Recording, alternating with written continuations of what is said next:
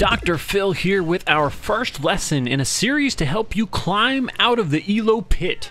I said in my last video that I believe the decisions we make in-game are directly responsible for holding us back, and I want to expand on that. So without further ado... Playtime!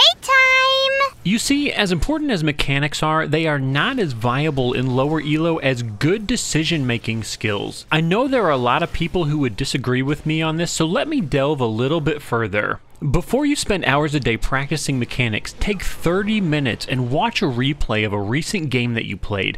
I guarantee that you will find several mistakes in situations that you should have acted differently. I would even venture to say that anyone who has made it through to Platinum or Diamond did not get there mainly because of mechanics. Most players in high Elo will have spot-on mechanics, but the foundation of why they got to where they are is due to knowing what to do, when to do it, and how to execute that plan. Don't misunderstand me. I'm not saying that mechanics aren't important or valuable. They absolutely are. I'm saying that your priority in lower Elo should be to learn to make good decisions first, then focus on your mechanics. Please keep in mind that everything in this video is for low Elo games.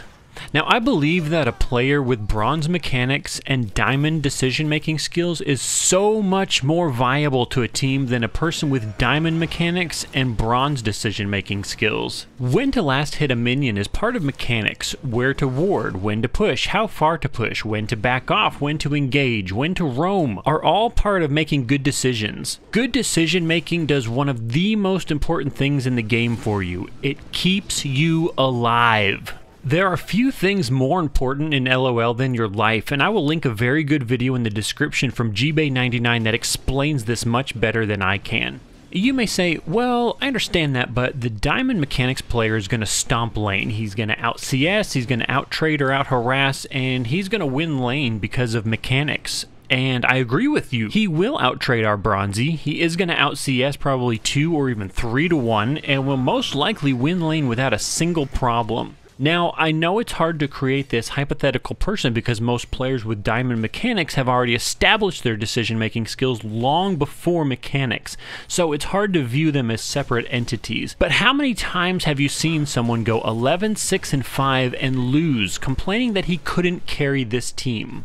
It's because he didn't actually carry. You have not earned victory this day. Think about that word carry for a moment. It requires that you are interacting with someone or something.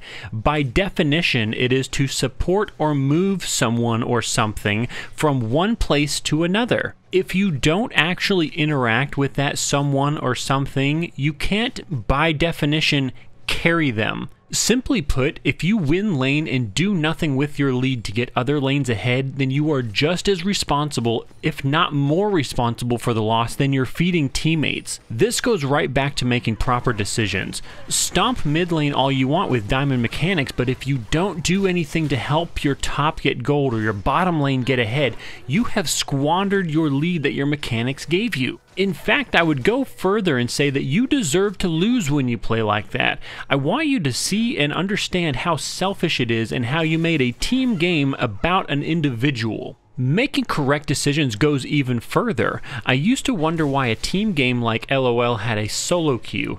It seemed odd to me that a game centered around a team would have a place for players to climb on an individual rating scale. The reason for it is because regardless of the individual position you play, you can and should carry your team each game. When most LOL players hear carry your team, I bet you instantly think KDA. Man, that Draven really carried us. 15, 3, and 9. Which he may have, but how many of those kills were facilitated by his jungler's OP ganks or his support peeling when the enemy assassin dives the back line to kill him? What I'm trying to get you to understand is that carrying does not always show up on a stat sheet. It is, however, reflected in the decisions that you make throughout the game. Each position on the team should have specific jobs or roles that they are responsible for, and I'm actually going to go much deeper on this in a later video.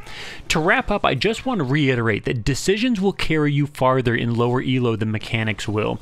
As you get into higher Elo, good mechanics are absolutely necessary and will be nearly impossible to climb further without them. You can't get better mechanics overnight, but you can alter your decision-making skills. Playtime's over. In my next video, we'll go over 2 techniques that you should be practicing almost every match. If you liked the video, then please throw me a like. For more in this series, please subscribe by clicking here. Until tomorrow, let's just go with some more Teemo stomping.